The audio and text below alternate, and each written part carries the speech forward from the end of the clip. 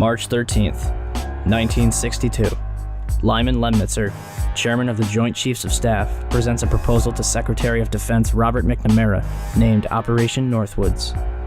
The document proposed staging terrorist attacks in and around Guantanamo Bay to provide a pretext for military intervention in Cuba.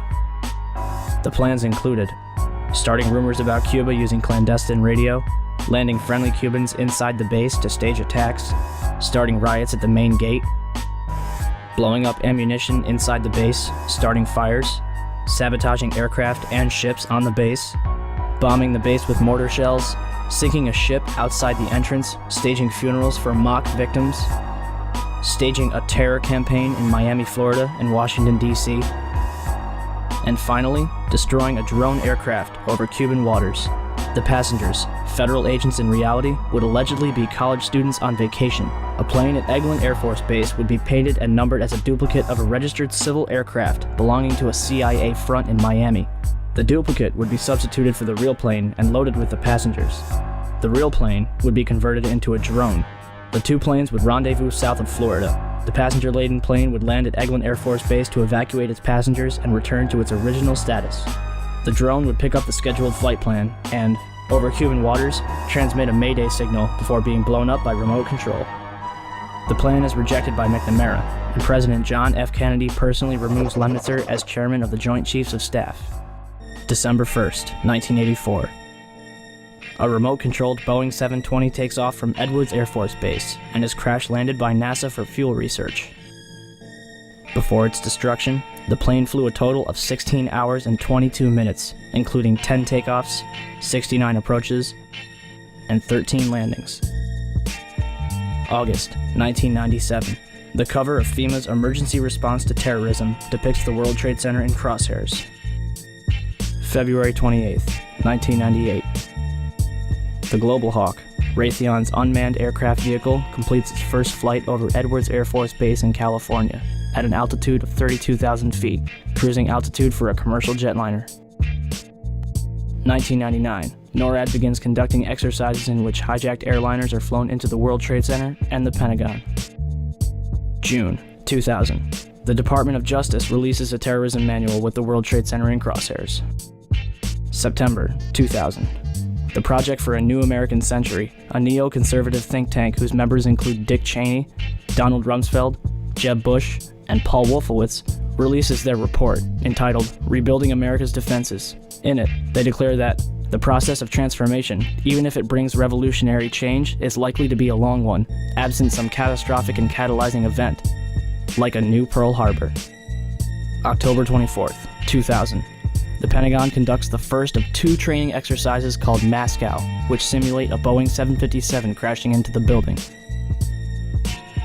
April 2001. NORAD plans an exercise in which a plane is flown into the Pentagon, but is rejected as too unrealistic. June 2001. The Department of Defense initiates new instructions for military intervention in the case of a hijacking.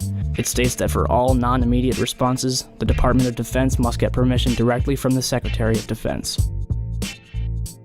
Attorney General John Ashcroft begins flying on chartered jets for the remainder of his term due to a threat assessment by the FBI. July 4th, 2001. Osama bin Laden, wanted by the United States since 1998, receives medical attention at the American Hospital in Dubai, where he is visited by a local chief of the CIA. July 24th, 2001. Larry A. Silverstein, who already owned World Trade Center 7, signs a $3.2 billion 99-year lease on the entire World Trade Center complex 6 weeks before 9/11. Included in the lease is a $3.5 billion insurance policy, specifically covering acts of terrorism. September 6th, 2001, 3,150 put options are placed on United Airlines stock. A put option is a bet that a stock will fall. That day, put options were more than 4 times its daily average. Bomb-sniffing dogs are pulled from the World Trade Center, and security guards end 2 weeks of 12-hour shifts. September 7th, 2001. 27,294 put options are placed on Boeing stock, more than 5 times the daily average. September 10th, 2001. 4,516 put options are placed on American Airlines, almost 11 times its daily average. San Francisco Mayor Willie Brown receives a phone call warning him not to fly the next morning. And in Pakistan, at a military hospital, all of the urologists are replaced by a special team in order to host their guest of honor, Osama bin Laden, who is carefully escorted inside to be watched carefully and looked after. September 11th, 2001. The National Reconnaissance Office in Chantilly, Virginia is preparing for an exercise in which a small corporate jet crashes into their building. NORAD is in the middle of a number of military exercises. The first, Vigilant Guardian, is described as an exercise that would pose an imaginary crisis to North American air defense outposts nationwide. The second, Northern Vigilance, moved fighter jets to Canada and Alaska to fight off an imaginary Russian fleet. 3 F-16s from Washington, D.C.'s National Guard at Andrews Air Force Base, 15 miles from the Pentagon, are flown 180 nautical miles away for a training mission in North Carolina. This left 14 fighter jets to protect the entire United States. Hi, Boston Center, Team U. We have a problem here. We have a hijacked aircraft headed towards New York, and we need you guys we need someone to scramble some F-16s or something up there to help us out. Is this real world or exercise? No, this is not an exercise, manifest.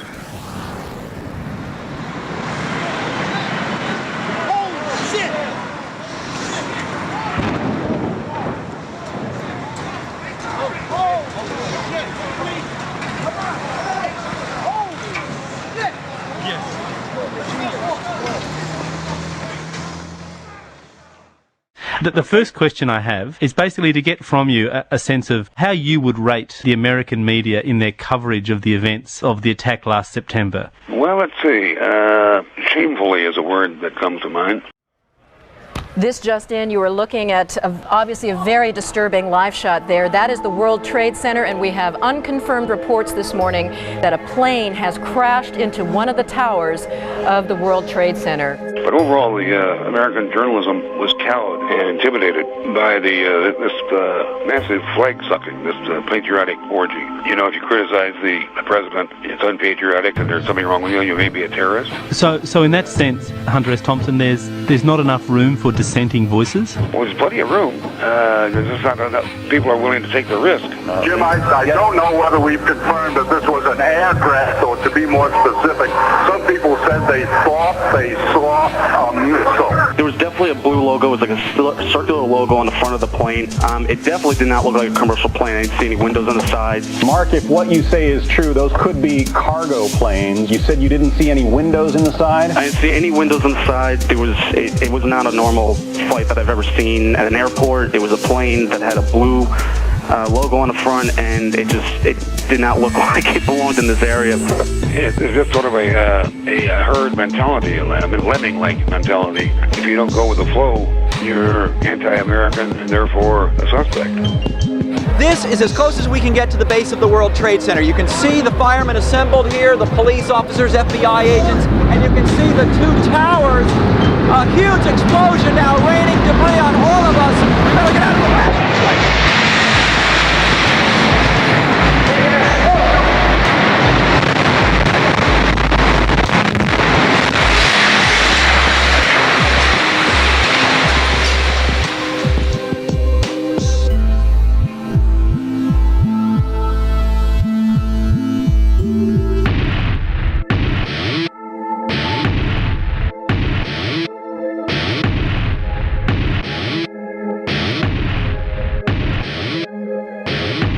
Do you think that the event completely transformed the way in which Americans see themselves and their own vulnerability?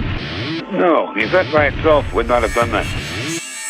You sort of wonder when something like that happens, well, who stands to benefit? You know, who had the opportunity and the motive? You just kind of look at these basic things. I don't assume that I know the truth about what went on that day. And yeah, I just look around and looking for, well, who had the motive, who had the opportunity, who had the equipment, who had the will.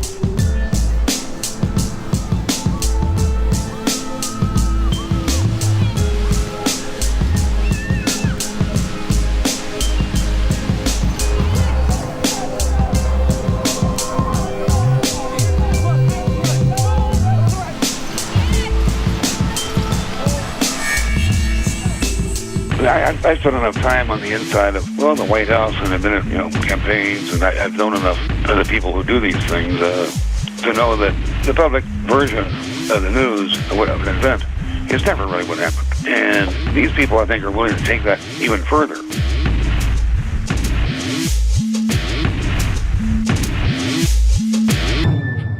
It seems a very long bow to me, but are you sort of suggesting that this worked in the favour of the Bush administration? Oh, absolutely. Absolutely.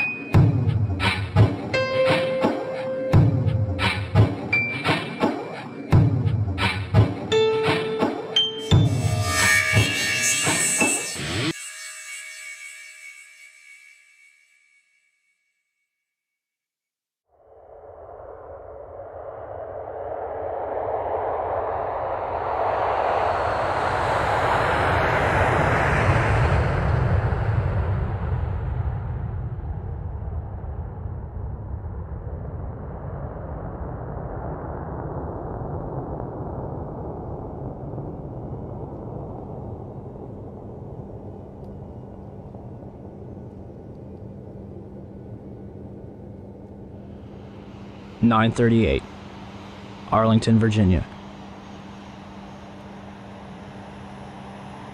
Hani Hanyor allegedly executes a 330-degree turn at 530 miles per hour,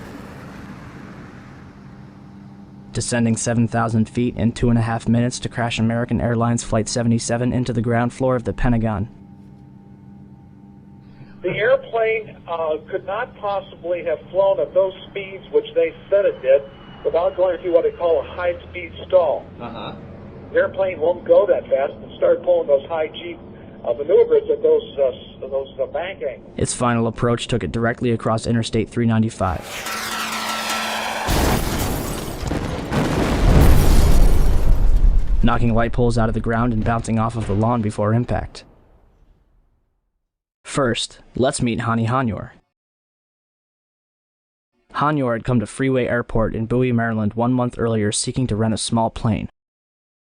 However, when Hanyor went on 3 test runs in the second week of August, he had trouble controlling and landing a single-engine Cessna 172. Well, my name is Marcel Bernard, and I'm the chief flight instructor here at Freeway.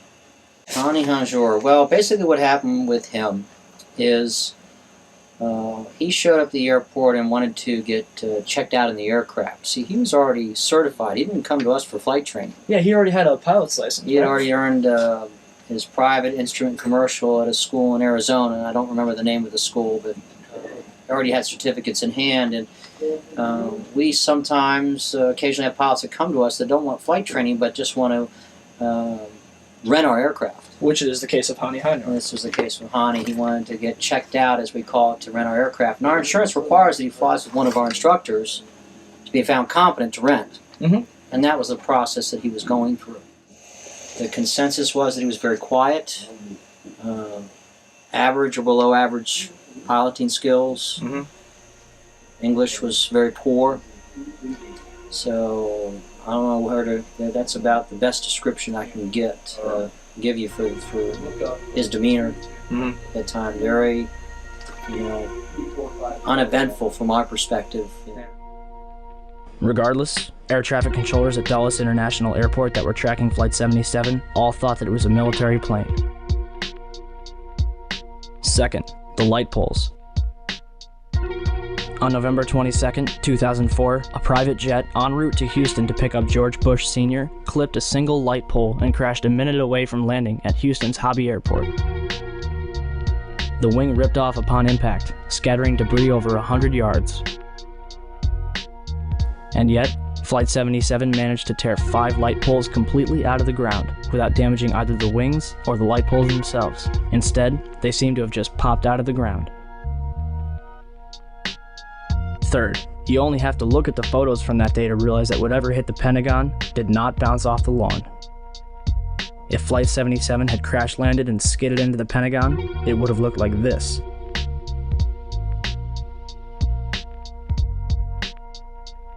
Instead, it looked like this, without a single scratch on the lawn. Fourth, why is there absolutely no trace of Flight 77? The official explanation is that the intense heat from the jet fuel vaporized the entire plane. Indeed, from these pictures, it seems that there is absolutely no trace of a Boeing 757. But if the fire was hot enough to incinerate a jumbo jet, then how can investigators identify 184 out of 189 people found at the Pentagon? The Armed Forces DNA Identification Laboratory, which was responsible for the task, was also responsible for identifying the dead in Shanksville. Titanium has a melting point of 1,688 degrees Celsius. Jet fuel, also known as kerosene, is a hydrocarbon, which can retain a constant temperature of 1,120 degrees Celsius after 40 minutes, but only if the fuel is maintained. The fuel would have burned off immediately upon impact. Therefore, it is scientifically impossible that 12 tons of steel and titanium was vaporized by kerosene. Likewise, the two engines should have been found relatively intact at the Pentagon. Instead, there was a single turbojet engine approximately 3 feet in diameter found inside the building. The second identifiable piece of debris was allegedly a piece of the fuselage. Skeptics have claimed that this is proof that Flight 77 hit the Pentagon, but this piece could have come from any American Airlines plane. And why is it not singed or scratched after a 530-mile-per-hour impact and a subsequent fireball? The third piece of debris was a diffuser case. Let's look a little closer at the diffuser case of a 757. Do you see the triangular bezels around the openings? Those are nowhere to be found on the case found at the Pentagon. The remainder of the debris was light enough to have been carried by hand. If Flight 77 was vaporized on impact, it would be the first time in aviation history. For example, August 15th, 2005, Helios Airways Flight 522, a Boeing 737 en route to Athens, Greece, crashed into a hillside at full speed. 121 passengers, all dead. Fire. Tail sections. Wing sections. Engines. Cockpit. Bodies. Fifth, why is the damage to the Pentagon completely inconsistent with a Boeing 757?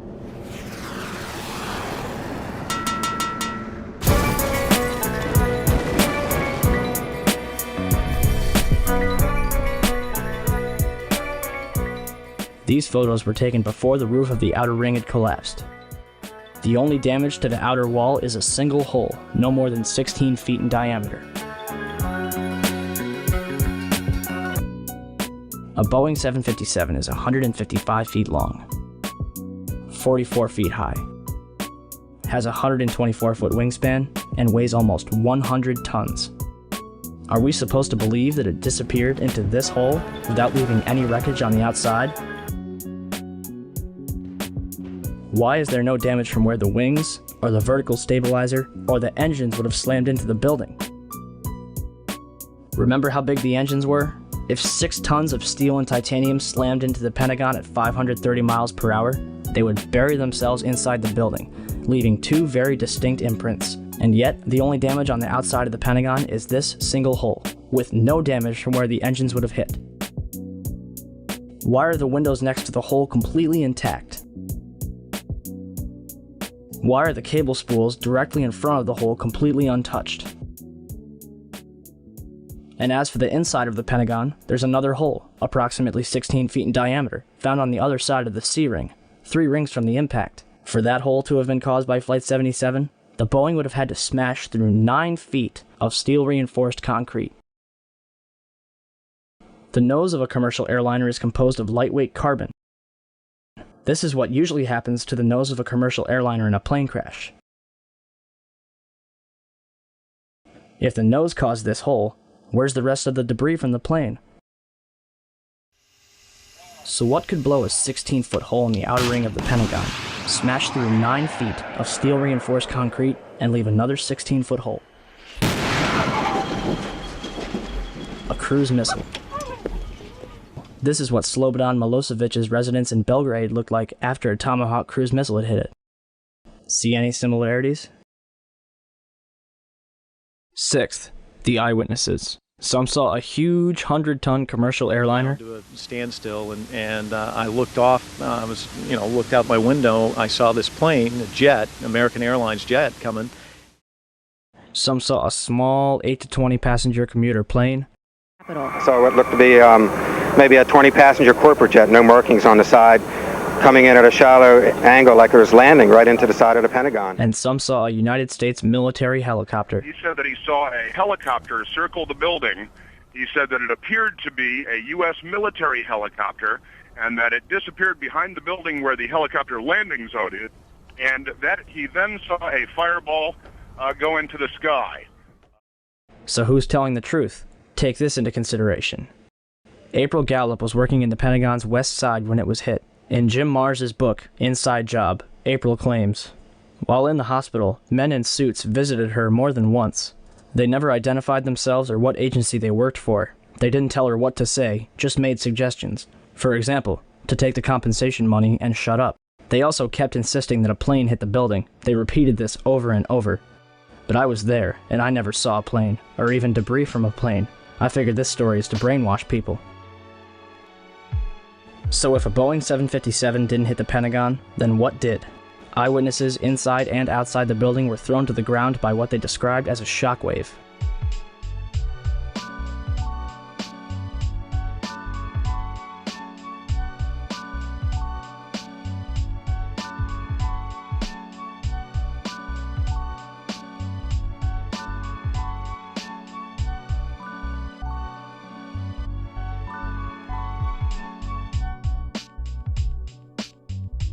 Even the Sheraton Hotel, 1.6 miles away, was rocked by the blast.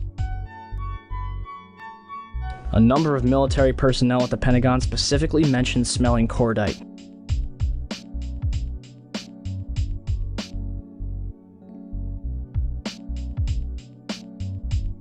Cordite and jet fuel have two very distinct smells. Cordite is a compound used in ammunition which is comprised of nitroguanidine, nitrocellulose, and nitroglycerin. It is cool burning, produces little smoke and no flash, but produces a strong detonation wave. And eyewitnesses described a bright, silvery flash. Jet fuel combustion, i.e., the planes that struck the Twin Towers, is bright yellow at best. Watch this. A massive smoldering fireball. No silvery flash, no shockwave. And at the Pentagon, a tiny, bright, silvery flash, which shakes nearby buildings. Whatever it was, it might have been related to the two planes that were in the air after the crash. The first one was uniformly identified as a C-130.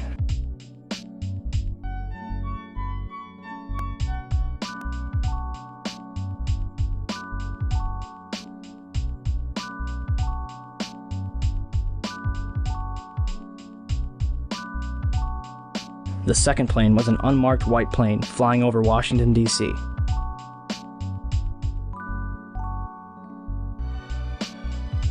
A white plane, a very big jet, was flying in unusual pattern near the White House over Lafayette Park. Very slowly, it made one circle, and then we have not seen it since. But again, it's only speculation, but most people say that since flights have been cleared from U.S. airspace and it was a totally white plane, looked unusual to all of us, that it was a government plane of some kind. 7th, surveillance cameras from a gas station, Sheraton Hotel, and the Virginia Department of Transportation captured the entire thing. However, the FBI was there within minutes to confiscate the tapes, including a warning for the employees not to discuss what they had seen. If the government wishes to prove once and for all that Flight 77 hit the Pentagon, all they would have to do is release one of those tapes. Instead, they released 5 frames from a camera across the heliport, even though none of them show a 757.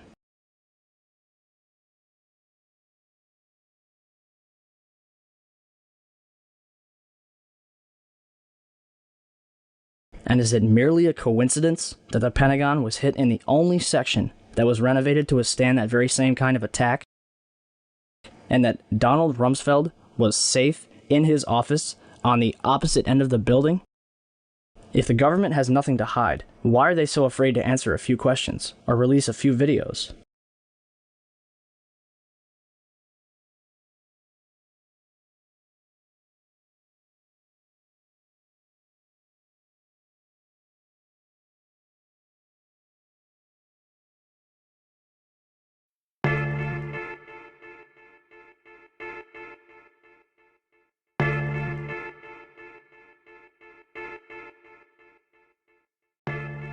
(9:59), New York City, New York. The South Tower of the World Trade Center collapses to the ground in approximately 10 seconds. 29 minutes later, the North Tower follows suit, collapsing in approximately 10 seconds. Later that evening at 5:20, World Trade Center 7, a 47-story office building 300 feet away from the North Tower, suddenly collapses. The building's tenants included the CIA, Department of Defense, IRS, Secret Service, and Rudy Giuliani's emergency bunker. And the SEC was using it to store 3,000 to 4,000 files related to numerous Wall Street investigations. Although every single building surrounding Building 7 stood intact, it fell straight down into a convenient little pile in 6 seconds. Official explanation? Falling debris from the Twin Towers created an internal fire, which ignited several fuel tanks inside the building. If this is true, then it would be the third building in history to collapse because of a fire. The first two would be the Twin Towers. It was July 28, 1945. The Empire State Building, with a B-25 bomber knifing through the fog on its way to New York City. The Army bomber carrying its pilot and 2 passengers had crashed into the giant building between the 78th and 79th floors. 14 people dead, $1 million in damage. But the building stands intact to this day. On February 14th, 1975, a 3-alarm fire broke out between the 9th and 14th floors of the North Tower. According to the New York Times, the fire leads to intense scrutiny of the towers and eventually to a decision to install sprinklers. On May 4th, 1988, a 62-story skyscraper in Los Angeles burned for 3 hours and spread over 4 floors. It did not collapse. On February 23rd, 1991, a 38-story skyscraper in Philadelphia, built in 1973, burned for more than 19 hours and spread over 8 floors. It did not collapse. On October 17, 2004, a 56-story skyscraper in Venezuela, built in 1976, burned for over 17 hours and spread over 26 floors, eventually reaching the roof. Guess what? It did not collapse. On February 12, 2005, the Windsor Building in Madrid, a 32-story tower framed in steel-reinforced concrete, burned for almost 24 hours, completely eradicating the upper 10 stories of the building. Although the top 10 floors of the building fell, the building itself did not collapse. And yet, on September 11, 2001, 2 110-story skyscrapers, completed in 1973, burned for 56 and 103 minutes, respectively, over 4 floors, before collapsing completely to the ground. One might argue that this was due to the construction of the World Trade Center. Let's look at what was inside those buildings. The Twin Towers were composed of 200,000 tons of steel, 425,000 cubic yards of concrete, 103 elevators, 43,600 windows, 60,000 tons of cooling equipment, and a 360-foot television antenna. The core of each tower was 87 by 133 feet, comprised of 47 box columns 36 by 16 inches thick.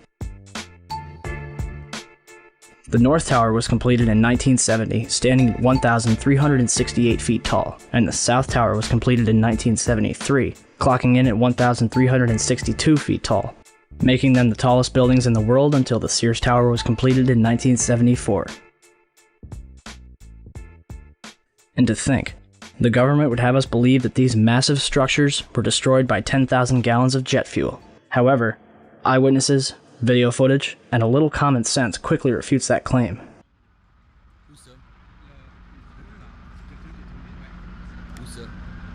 The second plane hits the south tower between the 78th and 82nd floors at 9:03 a.m.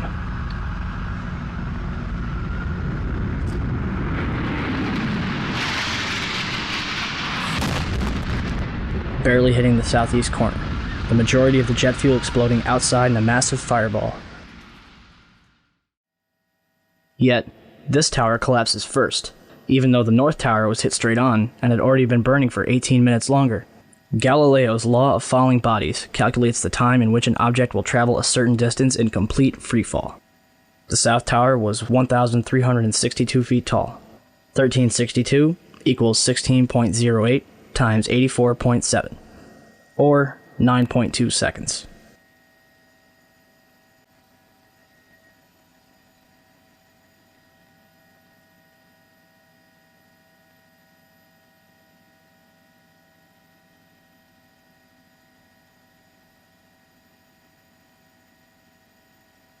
The Twin Towers came down in nearly free-fall speed. 200,000 tons of steel shatters into sections no longer than a couple feet long. 425,000 cubic yards of concrete is pulverized into dust.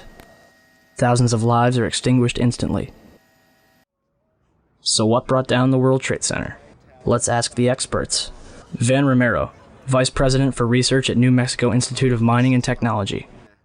My opinion is, based on the videotapes, after the airplanes hit the World Trade Center, there were some explosive devices inside that caused the towers to collapse.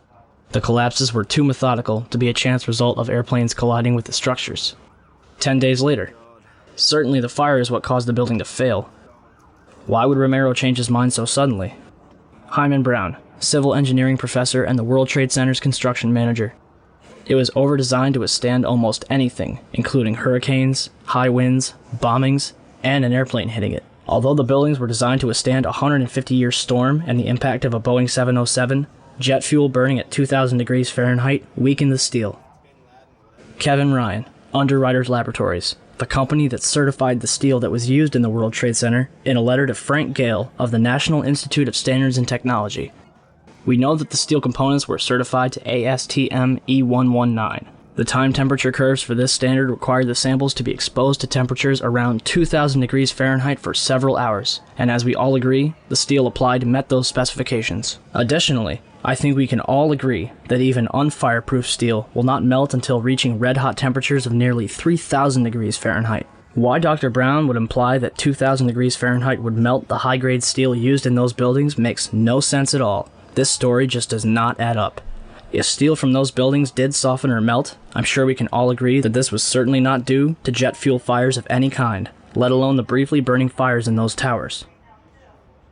Ryan's statements directly contradict statements from so-called experts which claim that 2,000-degree heat inside the World Trade Center caused the towers to collapse. Days after writing this letter, Kevin Ryan was fired from his position. Not even the experts agree with each other. So what else could have caused the Twin Towers in Building 7 to collapse? 10 o'clock Eastern Time this morning, just collapsing on itself. The second building that was hit by the plane has just completely collapsed. We have no idea what caused this. Almost looks like one of those planned implosions. As if a demolition team set off.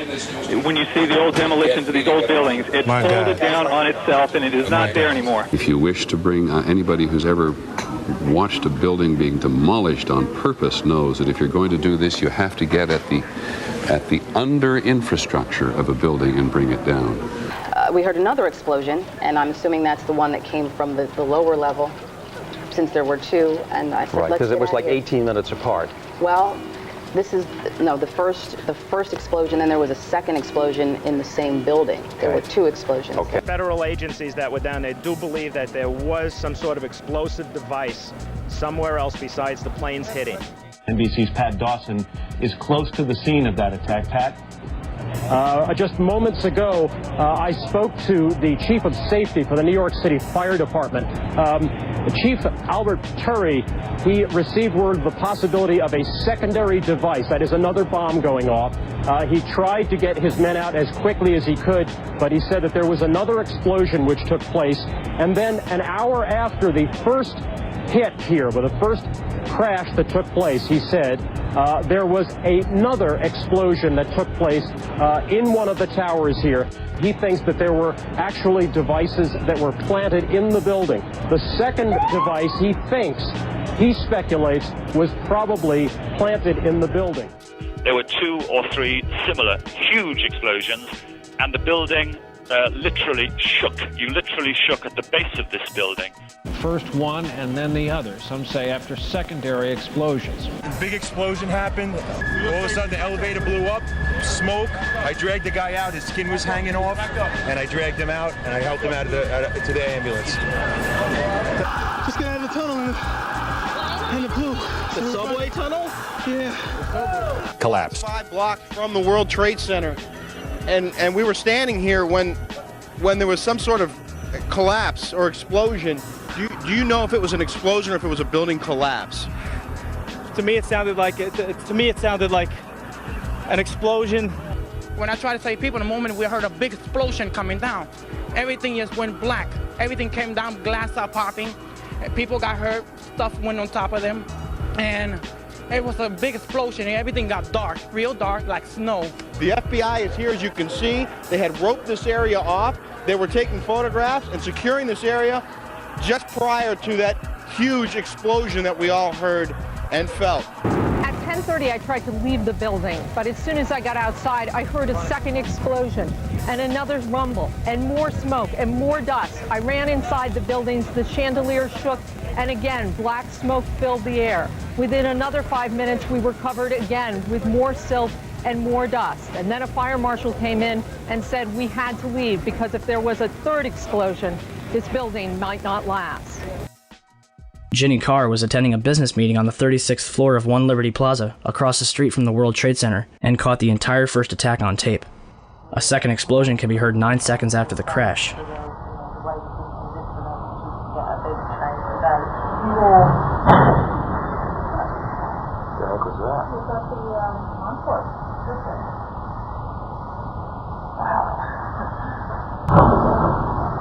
Sound like something crashed. So what happened in the North Tower? Ask Willie Rodriguez. Willie, a janitor who worked in the World Trade Center for 20 years, was in sub-level 1 when the North Tower was hit. And all of a sudden we hear boom! I thought it was a generator that blew up on the basement. And I said to myself, oh my God, I think it's a generator. And I was going to verbalize it. When I finished saying that in my mind, I hear boom! Right on the top, pretty far away. So it was a difference between coming from the basement and coming from the top. And that's, everybody started screaming. And a person comes running into the office saying, explosion, explosion, explosion. He got his hand extended and all the skin was pulled from his under his arm, all the way to the top of the fingertips, and it was hanging on both arms. Hanging and hanging. And then I look at his face and he was missing parts on his face. And I said, what happened? What happened? And he said, the elevators, the elevators. There were many explosions, and when I actually talk about those explosions, they said that, well, there were so many kitchens in the building, and they have probably those gas canisters. And I say, I don't believe that, because the building was a Class A building. They have very strict guidelines of what you can put in a kitchen, and I really doubt it was gas. So there was a lot of misconceptions of what happened that day in terms of the explosions. But up to date, I haven't received an actual explanation about the different explosions that I heard on the upper floors and not all the way to the top. The windows in the lobby of the North Tower were blown out, and marble panels were blown off of the walls. This was brushed off as damage from a raging fireball that went barreling down the elevator shafts. On 9/11, New York City lost 343 firefighters at the World Trade Center. Since they were the ones inside the towers before and as they collapsed, I'd say they've got a pretty good grasp on what happened. So what does the FDNY think? First, we had this interview from the Naudet brothers documentary. It was like the first thing that was, there was nobody there. Where the fuck, what do we do? We made it outside. We made it about a block. We made it at least 2 blocks, and we started running, floor by floor, instead of popping out. It was if they had detonated. Yeah, if they were planned to take down a building. Boom, boom, boom, boom, boom, boom, boom, boom. All the way down. I was watching it and running. Just ran up West Street. And then you just saw this cloud of shit chasing you down. Couldn't outrun it. West Street. I couldn't outrun it. In these interviews, numerous members of Engine 7 described explosions preceding the collapses, not to mention the damage to the lobby of the North Tower. I heard a loud boom. And my first thing, I was right at the desk there on the left-hand side when you come into Tower 1. And I walked out, I didn't go out. I walked to where all the doorway was, the glass were broken, and I looked out, and I seen in the building across the street, I seen the shadow coming, I seen just the shadow in the building across the street coming down. I wasn't expecting to see the damage that I saw in the lobby and the people, the bodies, the burnt people, the injured people. I really wasn't prepared for that. The lobby is about 6 stories high, and the lobby looked as though a bomb had exploded there. All the glass was taken out. There were 10-foot by 10-foot marble panels that were once walls. They were loose from the wall of the Trade Center. I went around by the freight elevator, and I could see it was just blown. It was just a giant shaft. And at that time, we heard a huge explosion. And we immediately dove for the stairs. Get back into the stairs. Let's get back into the stairs, because I had seen what happened in the lobby with the elevator being blown out. I said, if there's another explosion, what I feared, I never in a million years feared those buildings coming down. Never. I did fear secondary explosion or possibly a second plane. For more than a year, the Port Authority blocked the release of a tape of firefighters' transmissions from the World Trade Center on 9/11. In November 2002, the tape was finally released to the New York Times and other news outlets. Why did it take so long to get the tape released? I got an eyewitness who said there was an explosion on floor 7-8. 7-8. We've just had another explosion. Warren Street because of the secondary explosion. We've got numerous people covered with dust from the secondary explosion. And we got another explosion on the tower, 1013. Number 2 has had a major explosion and what appears to be a complete collapse surrounding the entire area. Who's involved in the secondary explosion at Tower 1K? I've got 5 patients. Chief Palmer had reached the fire on the 78th floor of the South Tower and devised a plan to put it out. We got 2 isolated pockets of fire. We should be able to knock it down with 2 lines. Radio that. 78th floor, numerous 1045 call horns. If the 78th floor was a raging inferno like the government would have us believe, then Palmer wouldn't have gotten as far as he did, and certainly wouldn't have been able to put it out. On August 12, 2005, an additional 15 hours of radio transmissions and transcripts of interviews with firefighters was finally released to the public. Firefighters described 2 events consistent with a controlled demolition: bright flashes from inside the building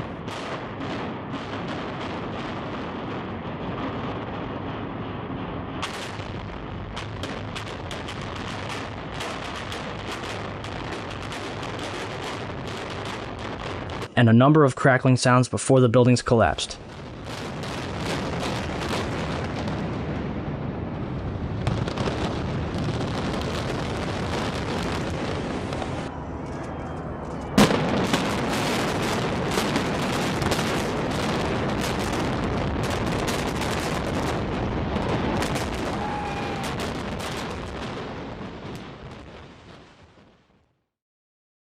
Do you still think that jet fuel brought down the World Trade Center? In all the videos of the collapses, explosions can be seen bursting from the building 20 to 30 stories below the demolition wave. Here,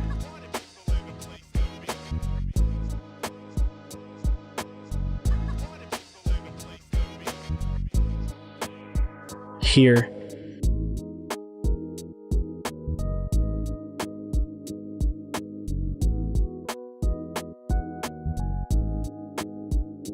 here,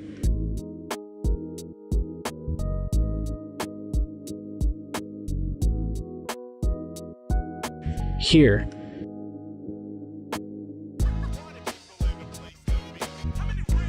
here,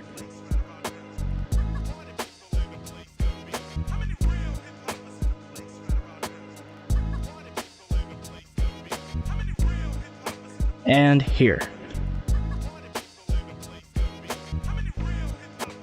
You're probably asking, if there were bombs in the building, how would they get in there without anyone noticing? Daria Cord, a guard in the North Tower, told Newsday that security detail was working 12-hour shifts for 2 weeks before 9/11, but on Thursday the 6th, bomb-sniffing dogs were abruptly removed from the building. So who authorized all this? President Bush's brother, Marvin, was board of directors at Securicom from 1993 until fiscal year 2000. Securicom, now known as Stratosec, is an electronic security company backed by Kuwait American Corporation, which provided security for United Airlines, Dulles International Airport, and from the early 1990s up to the day of 9/11, the World Trade Center. Marvin is also the former director at HCC Insurance Holdings, which insured parts of the World Trade Center on 9/11. More information on this was supposed to be disclosed and never was. To date, the SEC has not revealed what they have learned. If only we could examine the debris from the World Trade Center and figure out what happened. Unfortunately, Mayor Giuliani began shipping the remains off to recycling yards overseas before investigators could even examine it. Not even FEMA was allowed into Ground Zero. Essentially, they blocked off a crime scene and destroyed all the evidence. Guess who was allowed into the site? Controlled Demolition, who was also responsible for cleaning up after the Oklahoma City bombing in 1995. Regardless, I think what happened to the World Trade Center is simple enough. It was brought down in a carefully planned, controlled demolition. It was a psychological attack on the American people, and it was pulled off with military precision.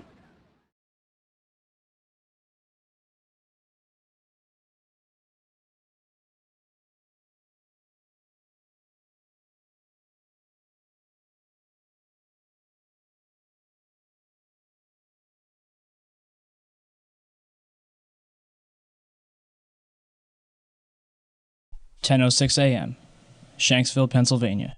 Flight 93 was en route from New Jersey to California with 45 passengers, a 19% occupancy rate, when it went off course at 8:56 over Cleveland, Ohio. According to the official story, Flight 93 was headed for the White House when it was overpowered by a group of passengers and crashed in Shanksville, Pennsylvania. Out of all of the events of 9/11, the one that has caused the most confusion is Flight 93. It was shot down, it wasn't shot down. However, evidence suggests that perhaps Flight 93 was nowhere near Shanksville. I want to get quickly to Chris Kanicki. He's a photographer with the Pittsburgh affiliate of Fox affiliate. He was back there just a couple of minutes ago. And Chris, I've seen the pictures. It looks like there's nothing there except for a hole in the ground. Basically, that's right. The only thing you could see from where we were was a big gouge in the earth and some broken trees. We could see some people walking around in the area, but from where we could see, there wasn't much left. Any large pieces of debris at all? No, there was nothing that you could distinguish that a plane had crashed there. Smoke, fire? Nothing. It was absolutely quiet. It was actually very quiet.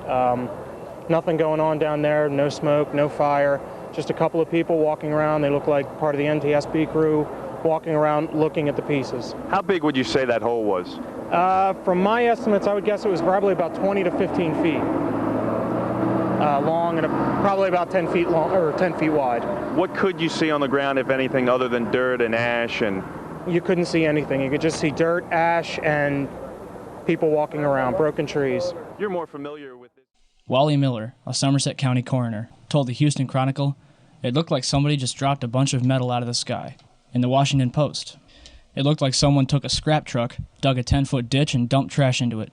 And as for the passengers, I stopped being coroner after about 20 minutes because there were no bodies there. In the Pittsburgh Review, I have not, to this day, seen a single drop of blood. Not a drop.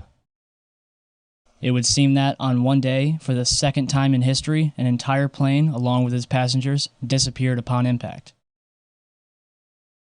So if Flight 93 didn't go down in Shanksville, then where?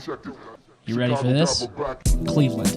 At 11:43 on September 11th, WCPO, a local TV station in Cincinnati, Ohio, reported that 2 planes landed at Cleveland Hopkins Airport due to a bomb threat.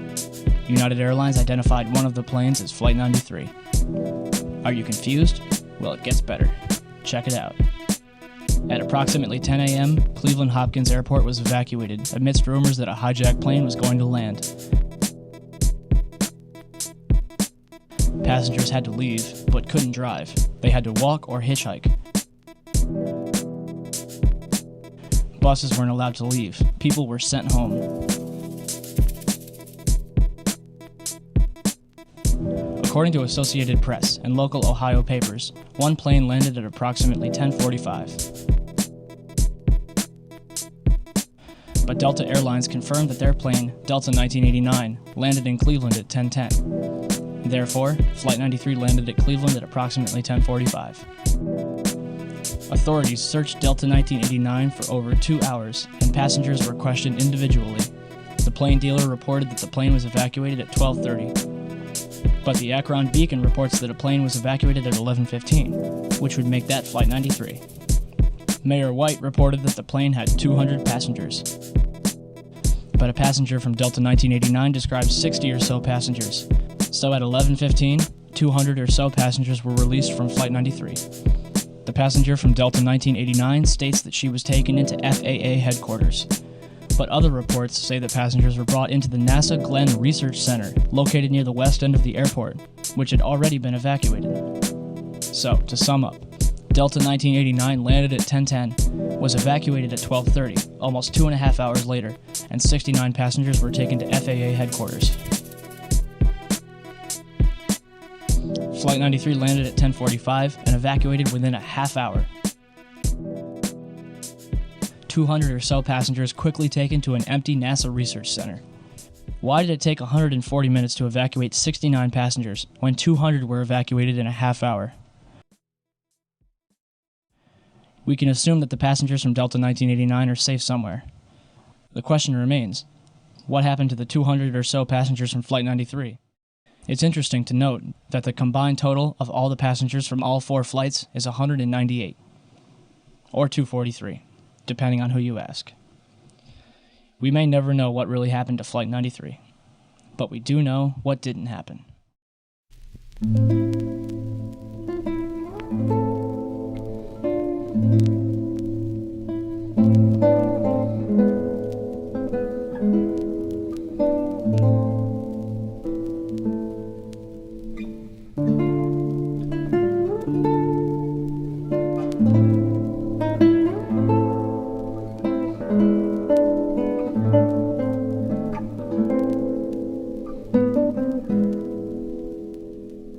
Whenever this evidence is presented to people, you'll usually get one of many different questions. The first one being, if different planes were used, what happened to the original ones? Unfortunately, there is no way to know what really happened. But if we could examine the black boxes from the planes that were used, we could prove that they weren't the original flights. A commercial plane carries 2 different black boxes. Each black box carries one of 2 different recorders, a cockpit voice recorder and a flight data recorder. The cockpit voice recorder records sounds from inside the cockpit, including engine noise, stall warnings, and other sounds of interest. Communications between air traffic control, weather briefings, and conversations between pilots and crew are also recorded. The flight data recorder records at least 28 different parameters such as time, altitude, speed, and heading. Some also record more than 300 other in-flight characteristics, anything from autopilot to smoke alarms. The recorders themselves are made from the most impervious metals known to man, and the information is recorded along with date and time and spooled into a continuous roll. Any damage that is done to the roll is done to the outside, as opposed to the inside where the data is. The 9/11 Commission says the CVRs and FDRs from American 11 and United 175 were not found. Yet, the FBI claims to have found the passport of Saddam al-Sakami, which managed to fly out of his pocket, through the explosion, and onto the streets of Manhattan below. So, 4 different black boxes, made from the most resilient materials known to man, were destroyed. Yet, a passport, made from a fragile material known as paper, managed to survive? Who writes this stuff? Ted Lepatkowitz, spokesman for the National Transportation Safety Board, told CBS News that it's extremely rare that we don't get the recorders back. I can't recall another domestic case in which we did not recover the recorders. Turns out Ted's right. Nicholas DeMasi, a firefighter who helped the recovery efforts, claims in the book, Behind the Scenes, Ground Zero, "At one point, I was assigned to take federal agents around the site to search for the black boxes from the planes. There were a total of 4 black boxes. We found 3. I guess it all comes down to who you'd rather believe." FBI Director Robert Mueller said Flight 77's data recorder provided altitude, speed, headings, and other information, but the voice recorder contained nothing useful. And Donald Rumsfeld said the data on the cockpit voice recorder was unrecoverable. As for Flight 93, it was the only flight where the cockpit voice recorder was recovered. It was played for the families in April 2002, but not before they signed an agreement saying that they wouldn't talk about it. They couldn't even take notes.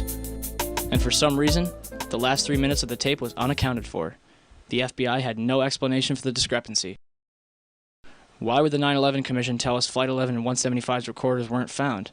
Why would Robert Mueller tell us that there's nothing interesting on Flight 77's? What's on the last 3 minutes of Flight 93's cockpit voice recorder? These are vital questions that need to be answered. And according to the FAA, both N591UA and N612UA, Flights 93 and 175, are still valid. But Flights 11 and 77 are listed as destroyed. Not to mention that they were not even scheduled to fly on September 11th.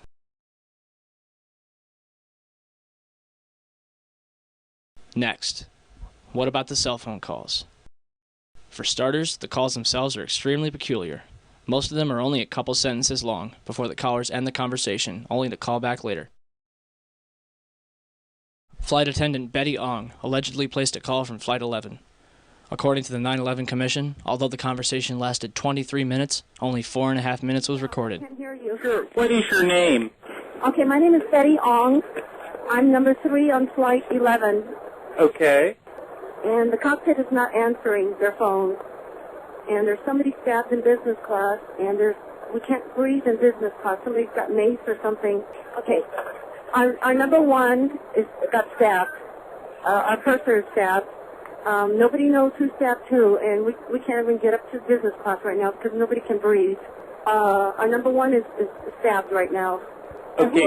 And our number 5, our first class passengers, our first class galley flight attendant, and our purser has been stabbed. And we can't get to the cockpit. The door won't open. Does Miss Ong sound like a woman on a hijacked plane who just saw 3 people murdered? Why is nobody in the background screaming? Flight attendant Madeline Sweeney allegedly talked with her ground manager Michael Woodward for 25 minutes. She describes 4 hijackers. The FBI says there were 5. She says the hijackers were in rows 9 and 10. The FAA says they were all in row 8. A man claiming to be Mark Bingham called his mother Alice, who is visiting his sister-in-law. The caller says, "Mom, this is Mark Bingham. When was the last time you called your mother and used your full name? I just want to tell you that I love you. I'm on a flight from Newark to San Francisco, and there are 3 guys on board, and they have taken over the plane, and they say they have a bomb. I'm calling you from the airphone." And then, "You believe me, don't you, Mom?" "Yes, Mark, I believe you. Who are these guys?" Then he was interrupted by someone who was speaking in a low-toned male voice, speaking what sounded like English. After 30 seconds of muffled sounds, the caller repeats, "I'm calling you with an airphone."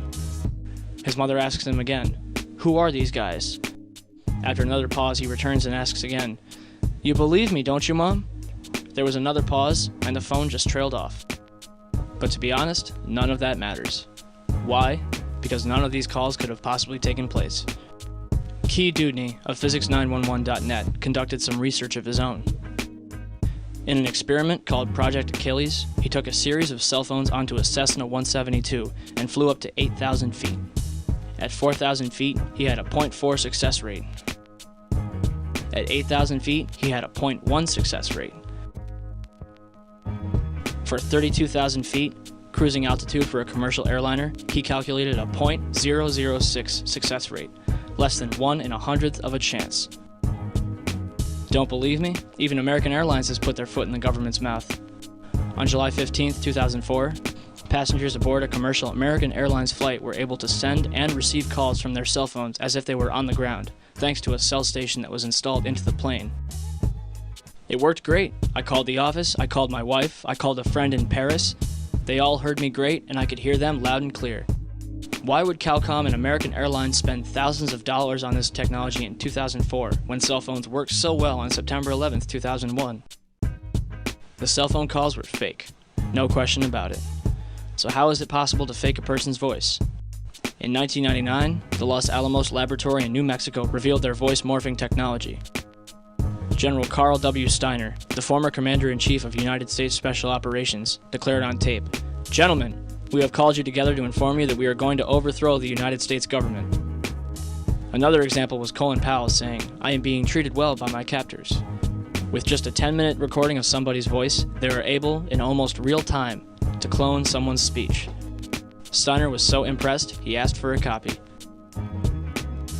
So what about the hijackers? On September 14, 2001, the Department of Defense released the names of the alleged 19 hijackers. But on September 23rd, the BBC reported that Waleed al-Shari was alive and well in Casablanca, Morocco. They also tracked down Abdulaziz al-Amari, who was an engineer with Saudi Telecoms and lost his passport while studying in Denver.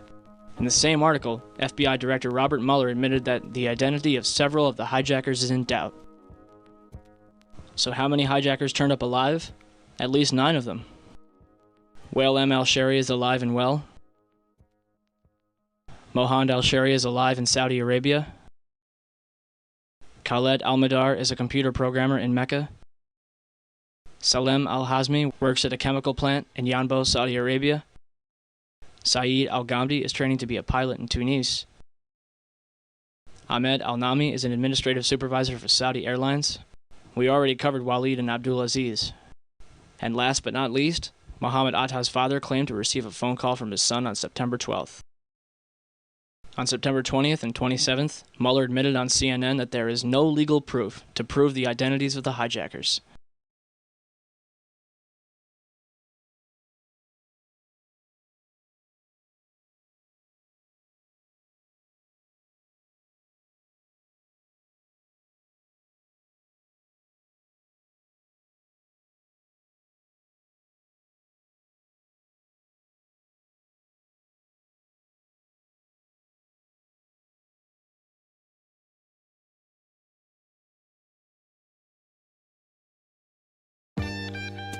And now for the last question of all. Why would our government do such a thing?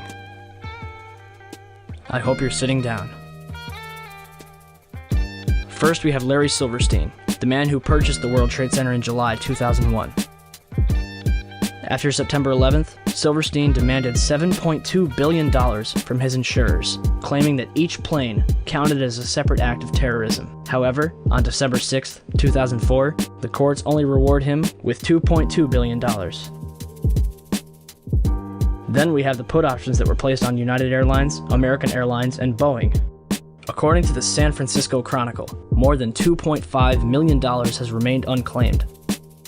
As for 9/11 itself, Reuters reported that Comvar, a German computer company, is responsible for helping companies and accountants in New York restore their data from over 400 hard drives that were recovered from the World Trade Center's rubble. Comvar recovered information from 32 different computers that suggested insider trading took place on 9/11. Richard Wagner, an expert at Comvar. There is a suspicion that some people had advanced knowledge of the approximate time of the plane crashes in order to move out amounts exceeding $100 million. They thought that the records of their transactions could not be traced after the mainframes were destroyed. After their analysis, Comvar handed the results over to the FBI. Although the FBI was legally bound to investigate who was responsible, to date they have done no such thing. One of the world's largest gold depositories was stored underneath the World Trade Center. In 1993, the value of the gold was estimated at $1 billion, rumored to be owned by Kuwaiti interests. When the World Trade Center was destroyed, the amount of gold far exceeded the 1993 levels. The gold was finally recovered in its entirety in late 2001. Or was it? On November 1st, 2001, the Times Online reported that a large amount of gold was discovered in the wreckage of the World Trade Center. Mayor Rudolph Giuliani announced that more than $230 million was recovered from Ground Zero. However, the COMEX Metals Trading Division was storing gold bars for the Bank of Nova Scotia, Chase Manhattan Bank, the Bank of New York and Hong Kong, and Shanghai Banking, totaling $950 million, and that's just one company. Rumor has it that over $160 billion in gold was stored in the World Trade Center. So where did all the gold go? Remember the gold that was found in November 2001? Reuters reported that it was discovered in the back of a 10-wheel truck, along with several cars, in a delivery tunnel underneath World Trade Center 5. No bodies were recovered. As workers got closer to the gold, authorities began restricting access to Ground Zero, joined by FBI and Secret Service agents. One worker, directed away from the tunnel, told a reporter, "If I tried to go down there, they would have shot me."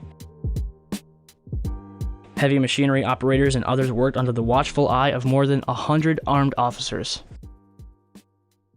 So, let me get this straight. Gold from World Trade Center 4 was found underneath World Trade Center 5 in an empty delivery truck with an empty escort of cars.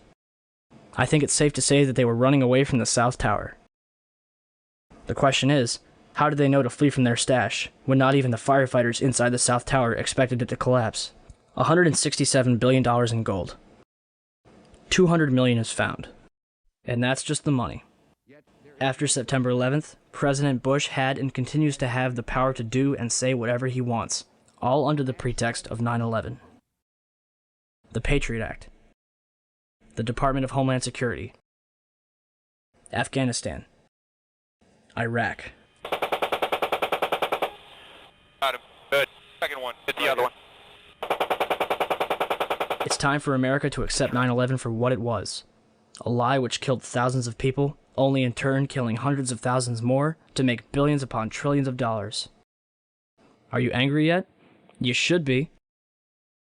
Every single attempt to investigate and uncover the truth behind 9/11 has been blackballed, ridiculed, and harassed by both the government and media alike. I'll say it again. Why are they hiding from us? What are they hiding from us? And what's it going to take until people in this country give a damn and do something about it? America has been hijacked. Not by Al-Qaeda. Not by Osama bin Laden. But by a group of tyrants, ready and willing to do whatever it takes to keep their stranglehold in this country. So what are we going to do about it? Anything. Share this information with friends, family, total strangers, hold screenings, conferences, whatever you have to do to get the word out. It's up to you. Ask questions. Demand answers. It may have started with the Easter Bunny or St. Nicholas. Even more ridiculous, a tooth fairy. From there we're forced to recite the pledge. Hail Mary, one nation under God. Why us? Don't question, son, you're burning hell. Pay attention to the lies that we're told to tell. Teacher teaches us Columbus was a hero. He stole lands, he stole lives of so-called Indians. From the Latinos to the Africans. Respect Thomas Jefferson, he molested Sally Hemings, and now they say Reagan was a great man. The godfather of crack babies, denier of the AIDS plague. I ran fast as I could to the library to find out they trace the books I read. These lies got me surrounded, there's a war on truth. Ain't it on me? It started with that first lies too. Lies, it's all lies, everything they say. Lies, they keep telling lies, we hear them every day. Think that we don't know that you're up to no good when you're telling lies. They say milk does a body good. How so? It causes disease. Don't trust me? Read about BGH and RGF1. The dairy industry has us drinking poison. Got milk? Better yet, how about? Got cancer? Got a sick prostate? And you're looking for answers, and why we trust the FDA to protect us. These mad cows are milking us all the way to the bank. From cell phones to pharmaceuticals. Children force vaccinations that carry plague and chemicals. Corporate thugs push drugs like evangelists push miracles. Monsanto, Bayer, Procter & Gamble. Fluoride in our water supply has got us all cockeyed, but still they lie, telling us it's for our own good. First used in Nazi prison camps, now it's in our hoods. Lies, it's all lies, everything they say. Lies, they keep telling lies.